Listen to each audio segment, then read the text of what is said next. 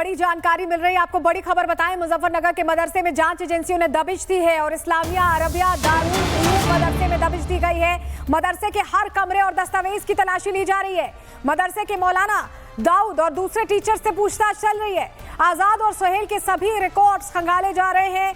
मदरसे के पूरे स्टाफ के सभी रिकॉर्ड्स खंगाले जा रहे हैं। आजाद सुहेल इसी मदरसे में तालीम ले चुके थे और इनका भी लिंक क्योंकि सामने आया है, तो ऐसे में अब इनसे पूछताछ, इनसे जुड़े लोगों से पूछताछ, जहां पर इन्होंने तालीम ली है उनसे पूछताछ और दबिश चल रही है। तो योगी बाबा के प्रदेश में ये आतंकी अपना हेडक्वार्टर सहारनपुर में खोलना चाहते थे और इसी बात को लेकर अब योगी फोर्स भी अग्रेसिव नजर आ रही है। यूपी एटीएस ने दिल्ली ब्लास्ट के मास्टरमाइंड शाहीन की टीम डी को डिकोड कर लिया है। जांच में खुलासा हुआ है कि टीम डी में शाहीन के डॉक्टर साथी शामिल थे जो जैश-ए-मोहम्मद के टॉप कमांडर के सीधे संपर्क में थे और कोड वर्ड्स के जरिए बातचीत करते थे। स्पेशलिस्ट, फिजिशियन, ऐसे शब्दों का इस्तेमाल होता था। शाहीन को चैट बॉक्स में टीम डी का जिक्र मिला है। शाहीन का जो चैट बॉक्स था उसमें जब चेक किया गया तो टीम डी वर्ड दिखाई दिया।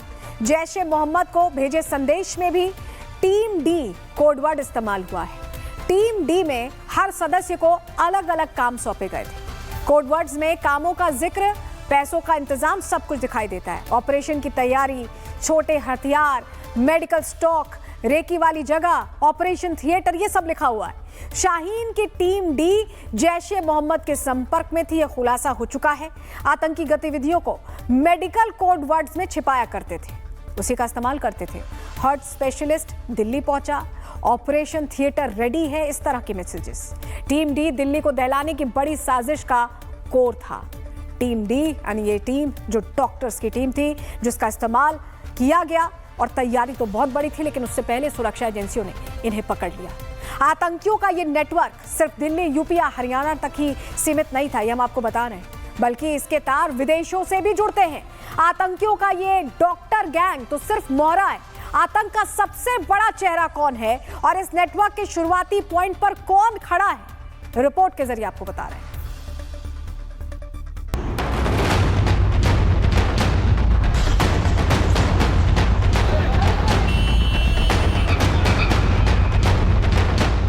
ये दिल्ली धमाके की खौफनाक तस्वीर है जिसे व्हाइट कॉलर आतंकियों ने अंजाम दिया। इस आतंकी हमले में कई लोग मारे गए। अब इस सफेद कोट वाले आतंकी नेटवर्क से जुड़े कई ऐसे राज हैं जो एक एक कर सामने आ रहे हैं। दिल्ली आतंकी हमले का तुर्की कनेक्शन सामने आया है। रिपब्लिक भारत इन्वेस्टिगेशन में इस बात की जानकारी मिली है कि उमर और मुजम्मिल दोनों इसी साल तुर्की गए थे। तुर्की में इनकी मुलाकात अपने टेरर हैंडलर से हुई थी।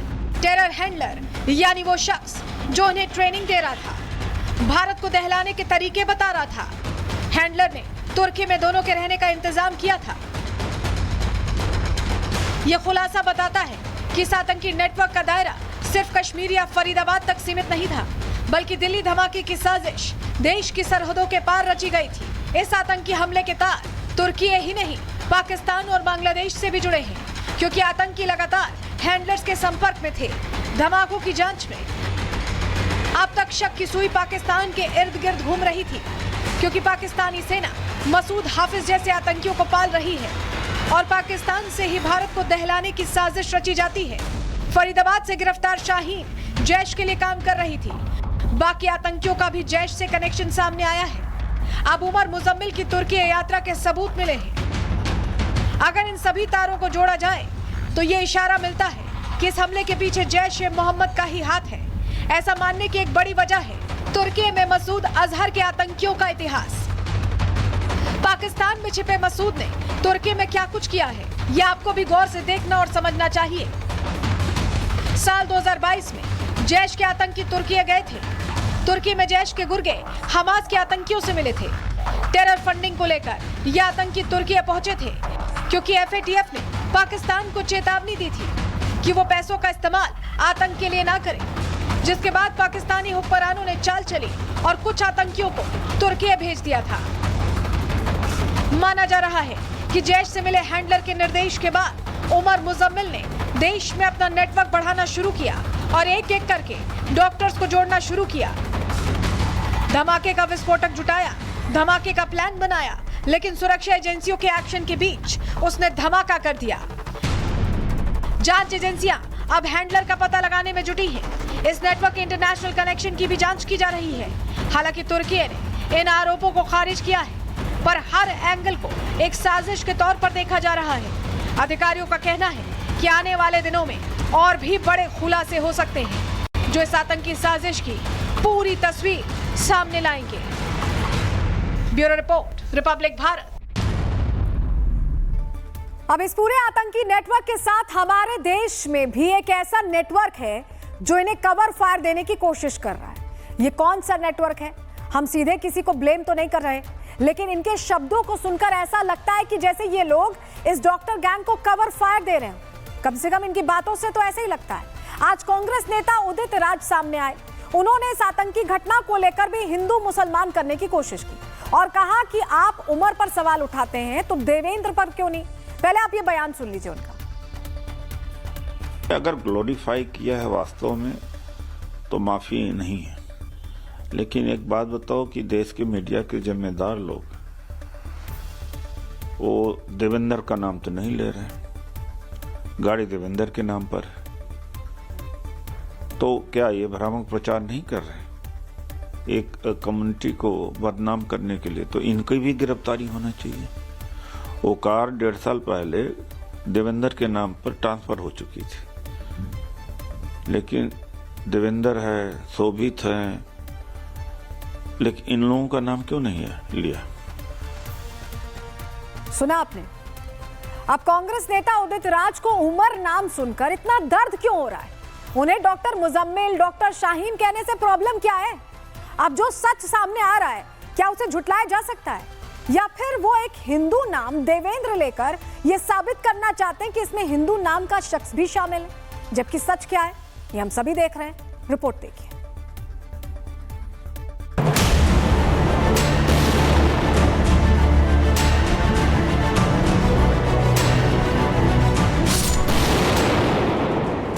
जैसे जैसे दिल्ली धमाकों की जांच आगे बढ़ रही है, आतंक के एक नए मॉड्यूल की कड़ी खुलती जा रही है और सामने आ रहे हैं देश के साथ दगा करने वाले गद्दार, जिसने दिल्ली को दहलाने के लिए जम्मू कश्मीर से यूपी तक फैला रखा था जाल।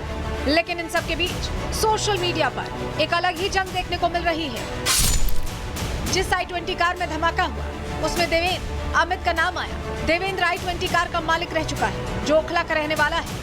उसने 1.5 साल पहले i20 कार ली थी। देवेंद्र ने एक्सचेंज ऑफर में कार अमित को बेच दी। इस हमले के बाद अब कुछ लोगों ने देवेंद्र को लेकर एक अलग ही मोर्चा खोल दिया है। पुलिस ने तलाशी अभियान शुरू किया, लेकिन इस बीच मुस्लिमों की तलाशी का वीडियो किसी ने सोशल मीडिया पर वायरल कर दिया, जिसके बाद हिंदू मुसलमान की नई जंग छिड़ गई है। कुछ लोगों का कहना है कि मुस्लिमों को निशाना बनाया जा रहा है। देवेंद्र के नाम पर कार थी, उसके खिलाफ एक्शन क्यों नहीं हो रहा? दिल्ली ब्लास्ट में कार मालिक का नाम देवेंद्र निकला। सुरक्षा एजेंसियां कई एंगल से जांच में जुटी हैं।